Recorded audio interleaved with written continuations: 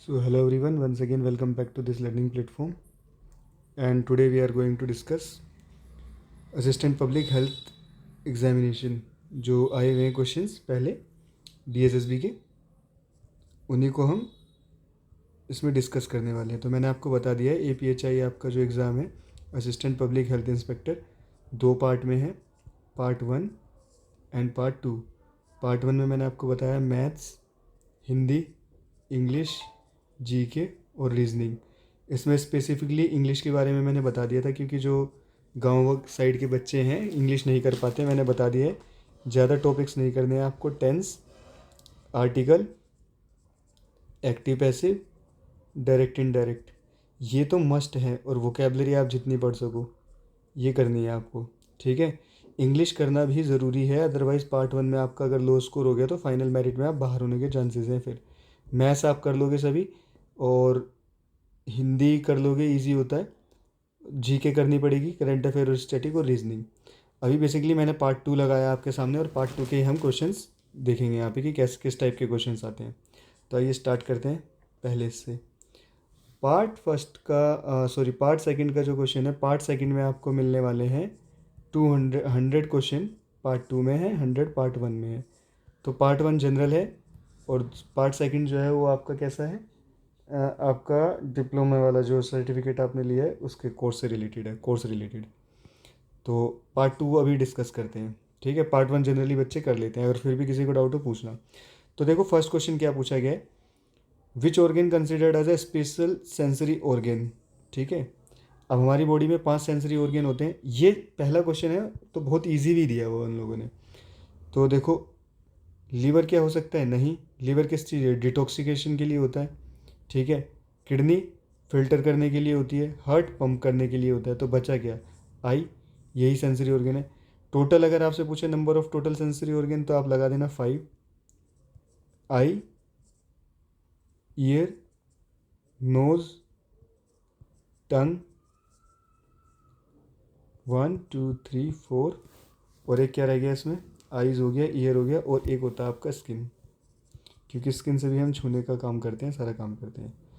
तो ये हो गया आपका। देखो ये क्वेश्चन लेवल इजी था, ऐसा नहीं है कि सारी इजी आएंगे। अब देखो आपको पता चलेगा, बुक्स का आप पूछ रहे थे कि कौन सी बुक्स से पढ़ें, तो देखो बुक्स में सिर्फ कंटेंट है, लेकिन एग्ज़ाम ओरिएंटेड कंटेंट नहीं है। अब ये transtheoretical model of behaviour change आप अपनी डिप्लोमा की बुक में पढ़ोगे तो कहीं नहीं दिया हुआ होगा, ठीक है। तो प्रीवियस ईयर को रेफरेंस मान के चीज़ों को पढ़ो आप। अब देखो ये कह रहा है कि transtheoretical model of behaviour change, व्यवहार परिवर्तन व ट्रांसथोरिकल मॉडल में किस संदर्भ में, जहाँ कोई व्यक्ति सक्रिय रूप से ना कोई कार्रवाई करने की योजना बना रहा है, मतलब वो करना चाहता है। मैंने बोला मैं नेक्स्ट 30 डेज़ में कुछ करने वाला हूँ, या नेक्स्ट 30 डेज़ के बाद मैं नई जॉब स्टार्ट कर दूंगा, या इंग्लिश पढ़ाना स्टार्ट कर दूंगा। तो ये मेरा क्या, कौन सा फेज़ है, प्रिपरेशन का है, ठीक है। प्रिपरेशन लगा के आगे चलो, इसमें कुछ समझाने लायक है ही नहीं, ये इंपॉर्टेंट है। अब आप चाहे रेलवे का हेल्थ इंस्पेक्टर उठा लो, है ना, रेलवे का सैनिटरी इंस्पेक्टर उठा लो एग्ज़ाम, या किसी भी स्टेट का VVM के बारे में हमेशा क्वेश्चन आता है।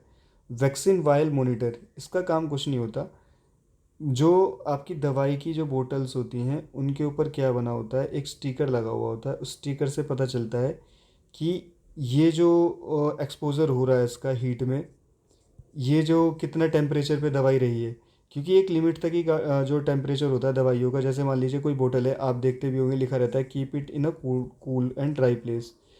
तो उनको एक लिमिट होती है। मान लीजिए मैंने कोई दवाई लेकर धूप में रख दी, डायरेक्ट सन की उसमें रख दी कॉन्टैक्ट में, तो दवाई क्या होगी, ख़राब हो जाएगी, जिससे कि उस स्टिकर का कलर भी चेंज हो जाएगा। ना तो हम उसको ज़्यादा गर्मी में रख सकते, ना ज़्यादा ठंडे में। तो वही है उसका काम, monitor cumulative heat exposure over the time, ठीक है। ये इंपॉर्टेंट क्वेश्चन है, ये इस बार भी आने के पूरे पूरे चांस रहेंगे इसके, ठीक है। 3 स्टार दे दिए हमने इसको, आप भी जल्दी से स्टार लो और इंस्पेक्टर बनो। अब क्वेश्चन है pulse polio programme. Pulse polio programme आता ही है, पल्स पोलियो प्रोग्राम क्यों, अब ये कब स्टार्ट हुआ, पहली बात तो 9 दिसंबर 1995 को उसका पहला वो एडिशन स्टार्ट हुआ था, और 20 जनवरी 1996, 6 हफ्तों के बीच में ये चला था। अब इसमें क्या था कि ये इंडिया का ना सबसे बड़ा हेल्थ प्रोग्राम था, मतलब इसके लिए जो हमने एक्शन लिए गए थे, सबसे बड़ा पब्लिक हेल्थ कैंपेन था कैंपेन बता रहा हूँ, सॉरी प्रोग्राम नहीं, सबसे बड़ा कैंपेन था। और इसका जो गवर्नमेंट का जो टारगेट रखा था वो ये रखा था कि भाई हम क्या करेंगे, पोलियो को इंडिया में से ख़त्म कर देंगे। ठीक है, तो इसकी डेट याद रखनी है। पल्स पोलियो प्रोग्राम कह रहा हूँ मैं, पीपीआई बोलते हैं इसको, पल्स पोलियो इम्यूनाइजेशन, पीपीआई। ये आपको पढ़ना, ये ज़रूर आएगा आपके पेपर में 100%। ठीक है, और इसको सर्दी में इसलिए स्टार्ट किया गया था, देखो ये दिसंबर से जनवरी है ना, विंटर्स में इसलिए स्टार्ट किया गया था ताकि उसका जो वायरस है वो सरवाइव ना कर पाए, सर्दी में वो उनका वायरस मर जाता था। इंडिया को 2014 में ना WHO ने 2014 में, ये क्वेश्चन याद करने लायक है कि 2014 में इंडिया को कर दिया था WHO ने पोलियो फ्री घोषित कर दिया था। Polio free India, polio free India कब? 2014 में। और जो लास्ट केस मिला था इसका, लास्ट केस मिला था 2011 में। किस स्टेट में, अगर आपसे पूछ ले कि लास्ट केस किस स्टेट में मिला था, तो वेस्ट बंगाल में मिला था। ठीक है, आ जाइए आगे। अब ये जो है which of the following is not covered under national vector borne disease control programme in India, ये इम्पोर्टेंट है बहुत। इसके बारे में मैं आपको बताता हूँ। देखो NV, इसको शॉर्ट में बोलेंगे NVBDCP। सबसे पहले तो ये स्टार्ट कब हुआ था, ये आपको पता होना चाहिए कि NVDP कब स्टार्ट हुआ था। 2003 में ये स्टार्ट हुआ, इसका ईयर था 2003। अब इसमें टोटल डिजीज़ कितनी आती हैं, क्वेश्चन ये भी बनेगा कि टोटल डिजीज़ कितनी है इसमें। तो इसमें टोटल डिजीज़ होती हैं 6। इन 6 की 6 बीमारियों का आपको नाम याद रहना चाहिए। देखो एक तो यहाँ लिखी हुई है मलेरिया, दूसरी यहाँ लिखी हुई है फिलेरिसिस, तीसरी यहाँ लिखी हुई है डेंगू, 3 ये हो गई, 3 और है, एक चौथी हो गई जैपनीज़ इंसेफेलाइटिस, ठीक है, जेई बोल देते हैं उसको। 5वीं आपकी होगी काला अज़र, काला अज़र तो बहुत कॉमन भी है। और 6ठी आपकी हो गई फिलेरिसिस। ठीक है, और फिलेरिसिस का ना वो भी पूछ लेता सोर्स, क्यूलेक्स से होती है, क्यूलेक्स। हालांकि सोर्स तो आपको इनके सबके ही पता होने चाहिए। देखो एक दो के बारे में बता भी देता हूँ। अब मलेरिया का बार बार पूछा जाएगा, मलेरिया इंस्पेक्टर के एग्ज़ाम में पूछा जा सकता है। ठीक है, एनोफिलिस से होता है, एनोफिलिस, एनोफिलिस मॉस्किटो, मॉस्किटो मच्छर। ठीक है, और डेंगू का आपको पता होना चाहिए, डेंगू किससे होता है, एडिस, ADES, स्पेलिंग में थोड़ी गड़बड़ हो सकती है, एडिस इजिप्टी मॉस्किटो होता है। ठीक है, तो इनके सोर्स आपसे पूछे जा सकते हैं। चिकनगुनिया भी एडिस से ही होता है। ठीक है, चिकनगुनिया भी याद रखना है आपको। तो 2003 में बनी NVBDCP, और तो 6 बीमारियाँ इसके अंदर होती हैं। तो ये 6 की 6 बीमारी दे रखी थी। देखो नोट पूछ लिया इसमें, नोट कौन सी नहीं है। तो अगर आपको पता होगा तभी तो आप कर पाओगे, नहीं तो आप कर नहीं पाओगे। क्या करोगे फिर, टाइम पास करना वहाँ बैठ के। इससे पहले हाँ ये बता देता हूँ आपको एक चीज़, इसमें ज्ञान की बात है। इससे पहले ना 3 प्रोग्राम चला करते थे, NMCP, national malaria control programme, national malaria control programme. एक चलता था NFCP, नेशनल फिलेरिया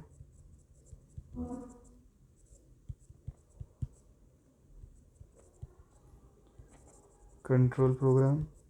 इनको लिख लेना भाई अपनी कॉपी में अगर आप सीरियस एस्पिरेंट हो तो।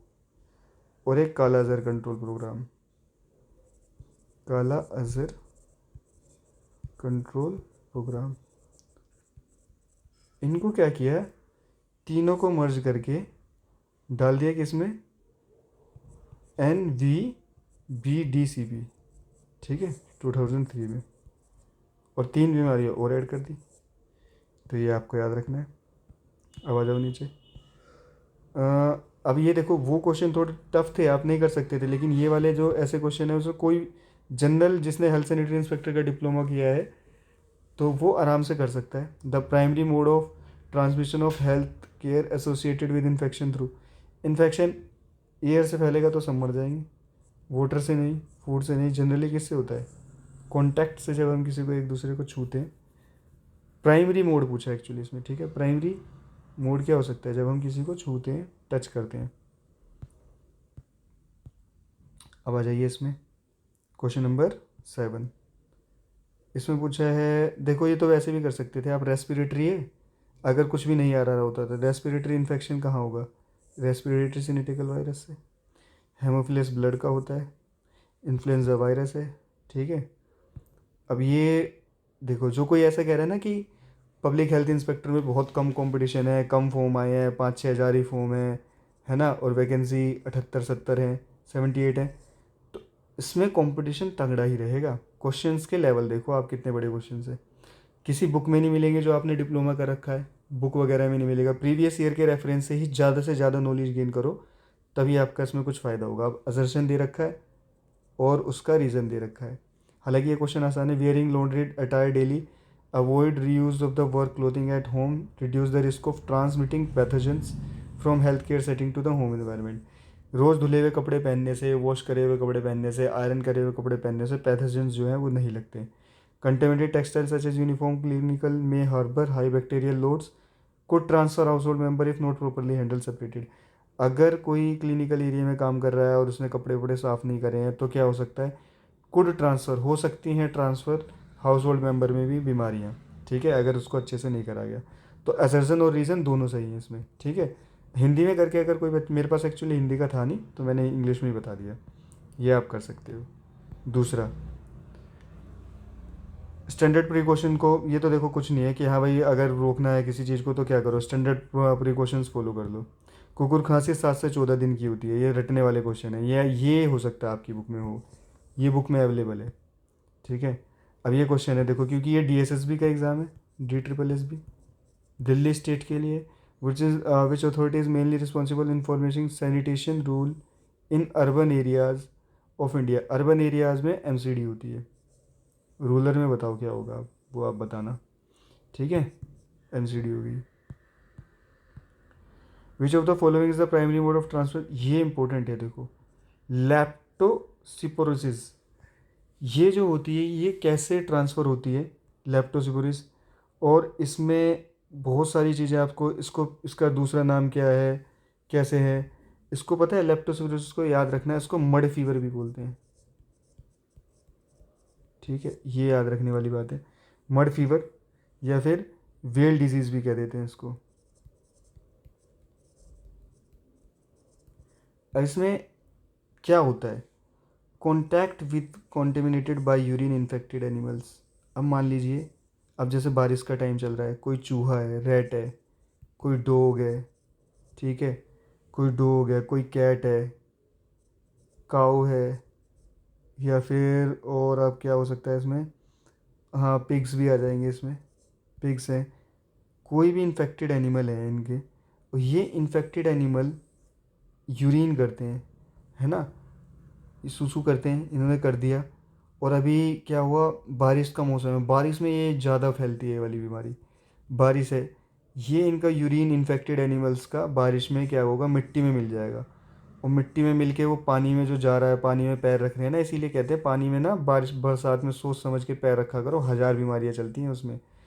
तो मान लो उसमें कोई बीमारी है, बहरी है ऐसे ही, और इनके जो, क्योंकि एनिमल इन्फेक्टेड है और वो आके यूरिन इनका इसमें मिल रहा है, मड में मिल रहा है, और मड में आप चल रहे हो और कोई कट लगा हुआ है, कुछ लगा हुआ है, तो बीमारी होने के हाई चांसेस होते हैं, ठीक है, इसी को मड फीवर बोलते हैं। तो पानी, कीचड़, इन सब चीज़ों में ना कभी भी बारिश के टाइम पे नहीं एंटर करना चाहिए। पूछा जाएगा आपसे लेप्टोस्पिरोसिस क्या है, या मड फीवर, वेल डिजीज़ कौन सी होती है, क्या होता है contaminated water with infected animal. ये ऐसे क्वेश्चन है जिनको एक्सप्लेन करने की नीड होगी, मैं एक्सप्लेन करूँगा उनको, ठीक है, और जहाँ मुझे लगेगा कि नहीं एक्सप्लेनेशन की ज़रूरत नहीं है तो नहीं करूँगा। अब फिज़िकल डिसइंफेक्शन मेथड बहुत होते हैं, देखो फिज़िकल होते हैं और केमिकल होते हैं, तो दोनों मेथड आपको फिज़िकल में क्या क्या आता है, केमिकल में क्या क्या आता है पता होना चाहिए, ठीक है। फिज़िकल मेथड और केमिकल मेथड। फिज़िकल में तो देखो, एक तो आ गया आपका हीट हो गया, दूसरा रेडिएशन हो गया,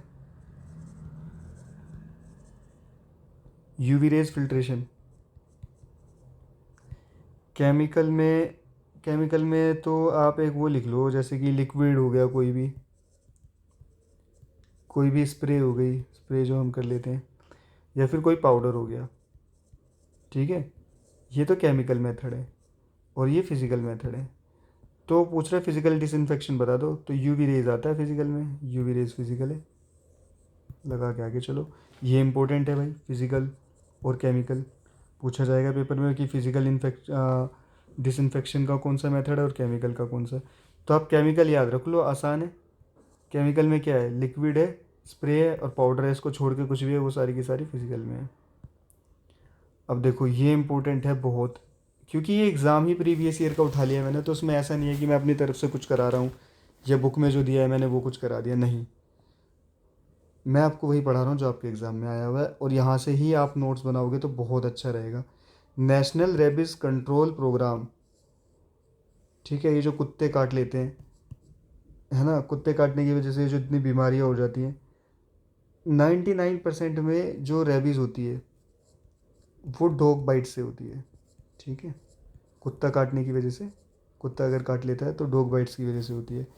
इसकी एक ही इसका तरीका है, इसको एक ही अप्रोच से ख़त्म किया जा सकता है भाई। क्या करें, हम जो डॉग्स हैं उनको ही मास लेवल पे अगर हम डॉग्स का वैक्सीनेशन कर दें, तब हम इसको रोक सकते हैं। ये किसी एरिया में पर्टिकुलर अगर ज़्यादा बीमारी हो रही है तब। ठीक है, अब इससे क्वेश्चन पता है क्या बन सकता है, दो क्वेश्चन बनेंगे कि नेशनल रेबिस कंट्रोल प्रोग्राम कब चला था। तो ये याद रखना है आपको, नेशनल रेबिस कंट्रोल प्रोग्राम 2012 में चला था। दूसरी बात, गवर्नमेंट ने जैसे, एक तो मैं आपको वीडियो बताऊंगा अभी हेल्थ की इंपॉर्टेंट कि गवर्नमेंट के कौन से टारगेट हैं, कैसे हैं। तो टारगेट क्या है, टारगेट है रेबीज़ फ्री इंडिया बनाने का। टारगेट कब तक का है, 2030 तक इंडिया को रेबीज़ फ्री करने का टारगेट है।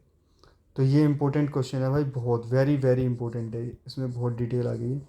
ऐसे ही जितने एड्स के हैं, एड्स के प्रोग्राम हैं, मिशन इंद्रधनुष है, ये सारे मैं धीरे धीरे आपको करा दूंगा। और यकीन मानो ये पेपर ऐसा होगा, अगर मैंने यहाँ पे 10 वीडियोस बना दी ना, if I make 10 videos here, you don't need to take any coaching, कोई कोचिंग लेने की ज़रूरत नहीं है, कोई कोर्स परचेज करने की ज़रूरत नहीं है, COUR SE, कोई कोर्स किसी को ज़रूरत नहीं है कि हाँ भाई मैंने कोर्स ख़रीदा है। कोर्स ख़रीदेगा आपको 1599 में देगा, कोई 1000 रुपये में देगा, कुछ नहीं आने वाला उन कोर्सों में से। ठीक है, और एक महीने में आप क्या ही कर लोगे कोर्स में से, जब आप पूरे साल नहीं कर पाए तो। सिंपल है, सेल्फ स्टडी करो जितना हो सकता है, बस इसी से आपका बेड़ा पार हो जाएगा। अब देखो फिर से वही है, क्या है, which of the following is the characteristic clinical feature of pertussis infection. Pertussis infection का बता दो, पैरेक्सल कफिंग, इंस्पिरेटरी वूफिंग। तो भाई कफ हो जाता है और खांसी हो जाती है, तो यही पर्ट्यूसिस इन्फेक्शन में आ जाता है। आ जाओ, एड्स के बारे में तो देखो सबको पता ही है मोस्टली। क्या है एड्स में, ये भाई किसी भी संक्रमित व्यक्ति के साथ सेक्सुअल कांटेक्ट आप अगर कर रहे हो तो उससे एड्स फैलता है। अब देखो इसमें एड्स से रिलेटेड मैं दो चार चीज़ें बता देता हूँ। अब ये आप खुद फाइंड करना कि एड्स एंड करने का प्रोग्राम कब था, एड्स डे कब इंडिया में होता है, एड्स डे अगर इस बार हुआ है तो उसकी थीम क्या है, 2026 की, 2025 की। 26 का तो हुआ ही नहीं होगा, क्योंकि ये मनाते कब है हम, 1 दिसंबर को होता है। ठीक है, तो ये इस तरीके से पढ़ने का तरीका ये आपको करना है। अब देखो लेप्टोस्पिरोसिस आ गया ना फिर से, क्योंकि अभी मैंने कराया है पीछे, और वही क्वेश्चन घूम के यहाँ पे भी आ गया। मैंने आपको बताया पीछे कैसे कैसे है ये, तो इसके बारे में आपको पता होना चाहिए कि लेप्टोस्पिरोसिस में क्या है। इसकी जो मेडिसिन होती है वो पेंसिलिन होती है, लेकिन अब रेमडेसिविर, एल्बेंडाजोल, इवर्मेक्टिन, ये आपको पता होने चाहिए कि आइवरमेक्टिन ये जो है, अब ये कहाँ कहाँ यूज़ होती है। रेमडेसिविर तो देखो सबको पता होगा, कोविड में इसका दवा के यूज़ हुआ था। ठीक है, चलो फिलहाल वैसे आपको ऐसे ही ऑप्शन से पढ़ना पड़ेगा, कौन सी डिजीज़ कहाँ यूज़ होती, कौन सी दवाई कहाँ यूज़ होगी। ये कोविड में लिख देता हूँ, चलो कोविड में रेमडेसिविर का यूज़ हुआ है खूब। ठीक है, अब एल्बेंडाजोल जो है, एल्बेंडाजोल का कहाँ यूज़ होता है, कोई वोम्स हो जाती है, क्रीमी हो जाती है। ठीक है, ये बैक्टीरिया जो होते हैं ना, वॉर्म्स वगैरह, उसमें हो जाता है। अब आयरमेक्टिन का कहाँ यूज़ होता है? स्किन प्रॉब्लम में होता है ज़्यादातर। हमें अब डॉक्टर नहीं बनना है कि हाँ भाई क्या है क्या नहीं, ये वो, बस नॉर्मल पढ़ो आप। स्कैबीज, लाइज, ये स्किन में नहीं घुस जाते, स्कैबीज हो गए छोटे छोटे, मैटिज, लाइस, इन सब से हो जाता है। पेनिसिलिन मैंने आपको बता ही दिया है ना, वाउंड इन्फेक्शन के लिए होता है। अब आ जाओ आगे। अब कोई क्वेश्चन और भी है क्या? देखो फिर आ गया भाई, अब एड्स से रिलेटेड है। सेक्सुअली ट्रांसमिटेड ज़रूरी नहीं है कि बस हम एक ही याद करके बैठ जाते हैं कि हाँ एड्स है, नहीं भाई, बहुत सारी और भी डिजीज़ होती है, बैक्टीरियल डिजीज़ भी हो जाती हैं। ठीक है, तो आपको याद रखना है कि एक तो हो गया देखो सेक्सुअली ट्रांसमिटेड में एड्स, इसके वायरस का नाम है HIV। फिर जेंसियल हर्ब्स, ये भी वायरस से होती है। हेपेटाइटिस बी, हेपेटाइटिस, स्पेलिंग शायद गलती हो सकती है मेरे से, ये सारी वायरल हैं। HPV वोट, ये हैं वायरल। आपको अगर यहाँ पे बैक्टीरियल पूछ ली थी तो बैक्टीरियल होती है, देखो सबसे ऊपर बैक्टीरियल में यही आएगी, सिफिल्स। ठीक है, एक दो और याद रख लो, गोनोरिया, और ये भी है शायद, हाँ ये है क्लाइमडिया। बस इतनी याद कर लो, बैक्टीरियल और ये वायरल। आ जाओ, अब लास्ट बचा है आपका ये। देखो ये लास्ट क्वेश्चन है, मतलब ये उस सेक्शन का लास्ट क्वेश्चन रहा होगा। तो आज मैं बस 20 ही क्वेश्चन करा रहा हूँ आपको। वैसे तो मैं ये पूरा पेपर आपको पूरा सोल्व मिलेगा, पूरा 100%।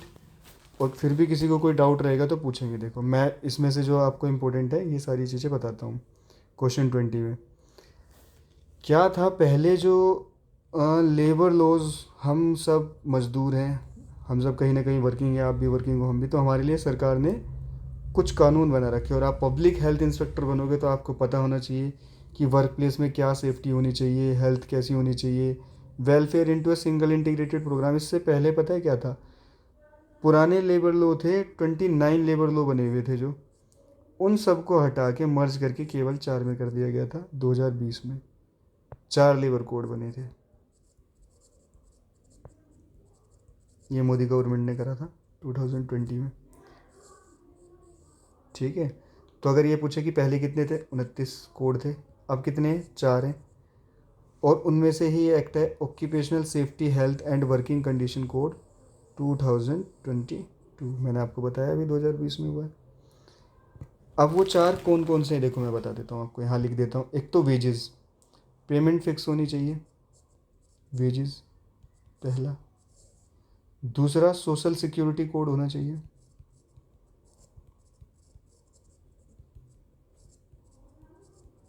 सोशल सिक्योरिटी कोड जैसे ESI, PF या ग्रेचुइटी, जब आप कहीं जॉब करते हैं, कोई ऑफिस छोड़ते हैं तो वहाँ से मिला हुआ पैसा।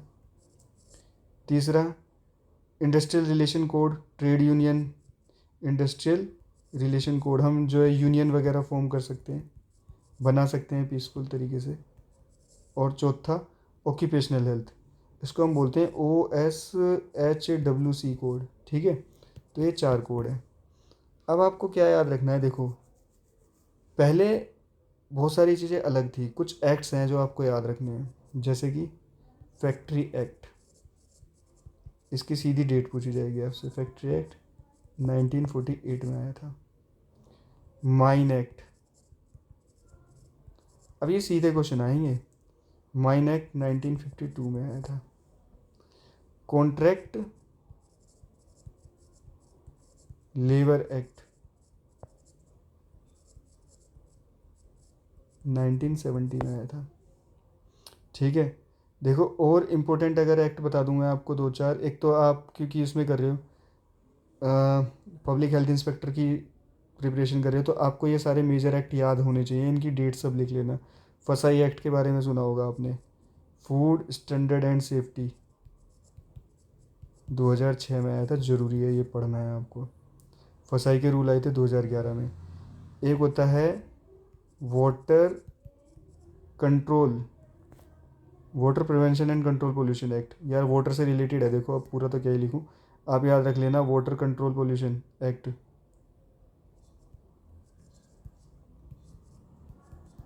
शॉर्ट में लिख दिया पोल्यूशन एक्ट। ये सबसे पहला एक्ट भी था, 1974 में आया था। एयर का आप सबको याद होना चाहिए, इसके बाद एयर भी आया था। Air prevention, air prevention and control of pollution, and control of pollution act, ये 81 में आ गया था। और सबसे फेमस, जिसकी तो आपको धाराएं भी याद होनी चाहिए, ठीक है, environment protection act. Environment, ENVIRON, environment protection act, ये आ गया था आपका 1986 में। ये आएगा जरूर, इन्वायरमेंट प्रोटेक्शन एक्ट। इसके सेक्शंस भी होते हैं कुछ। सेक्शन 1 में क्या लिखा है या कितने सेक्शन है, ये पढ़ना आपको पढ़ना पड़ेगा। Biomedical waste, most important.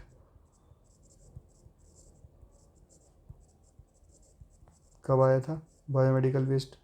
2016 में आ गया था ये, ठीक है। सॉलिड का भी आया था एक, सॉलिड वेस्ट, वो भी 2016 में ही है। अब देखो दो चार, एक ना ये शायद ओल्डेस्ट एक्ट है ये, एक बार मुझे नोट्स में देखना पड़ेगा। एपिडेमिक डिजीज़ एक्ट, जैसे कि अभी कोरोना आ गया था ना, तो उसमें MCD विभाग के अंदर बहुत पावर मिल जाती है, किसी को भी बाहर निकलना सब कुछ। 1897 में आया था ये एक्ट। और एक एक्ट आप रख लो, drug and cosmetic act, drug and cosmetic act, इसकी डेट याद रखना, 1940, ठीक है। और आप तैयारी ही कर रहे हो दिल्ली की म्यूनसिपल कॉरपोरेशन MCD की, क्योंकि MCD के अंडर ही काम करना है, तो MCD भी एक एक्ट पे चलती है, ये तो ज़रूर याद रखना है। Delhi municipal corporation act, option देता हूँ चलो आपको, 1947, 1957, 1940, 1967 और 1987, ठीक है। ये आएगा, लिखवा लो, ये वाला क्वेश्चन आएगा, दिल्ली म्यूनसिपल कॉरपोरेशन एक्ट, ठीक है। तो ये मैंने बना दी है वीडियो आपके लिए पूरे 20 क्वेश्चंस की, और मैं कोशिश करूँगा पूरी, जब तक आपका एग्ज़ाम होगा ना ऐसे ही। अब ये क्वेश्चन 20 नहीं हुए, अगर आप इसकी सारी एक्सप्लेनेशन कलेक्ट करो और लिखो तो मोर देन 50 प्लस क्वेश्चन हो चुके हैं इसमें ही, इन्हीं में, अगर आप ये सारी चीज़ें याद करो जितनी बता दी है। तो 50 प्लस, अगर मैं आपको सोचो 100 क्वेश्चन कराता हूँ ऐसे ही, तो 100 में आप लगा लो इंटू 20 का ही कम से कम, है ना। 100 इंटू 10 तो कर ही लो, एक क्वेश्चन से 10 बन जाते हैं, तो 1000 क्वेश्चन का सेट हो जाएगा आपके पास। और ये सेट लेके आप पेपर में बैठ जाना, किसी बुक की ज़रूरत नहीं, किसी कोर्स की ज़रूरत नहीं, किसी गाइडेंस की ज़रूरत नहीं, बस ये पढ़ो। हाँ, साथ में पार्ट 1 कवर करते रहना। पार्ट 1 आप अगर कवर करते चलोगे तो बहुत बढ़िया रहेगा। पार्ट 1 में मैं मैथ्स के कुछ क्वेश्चन कराऊंगा जो आते हैं, रीजनिंग का आजकल जो ट्रेंड है वो बता दूंगा, और इंग्लिश मैं पूरी अच्छे से बता दूंगा आपको। इंग्लिश की 100% गारंटी अपने पास है, पढ़ाए हुए बच्चे सेलेक्ट हो रहे हैं इंग्लिश में दबा के। And I have a great experience of teaching English since 2018। I have been teaching the students of SSC, CGL, CPO, MTS, so I have a deep knowledge of English। तो मैं English की तो surety लेता हूँ आपके लिए, बाकी और सेक्शंस की भी श्योरिटी है। मेहनत करोगे तो पक्का सिलेक्शन होगा, लेकिन इसमें कंपटीशन है। स्टिल अगर किसी का कोई डाउट है तो भाई नीचे कमेंट कर देना। और मैं संडे रेगुलर क्लास तो अपनी ऑफलाइन चलती ही है, तो इसलिए रोज़ क्लास तो नहीं हो पाएगी, ऑनलाइन वीडियो आया करेगी सिर्फ APHI के लिए संडे को। और किसी का कोई डाउट हो कमेंट में कर सकते हो आप। जय हिंद, जय भारत।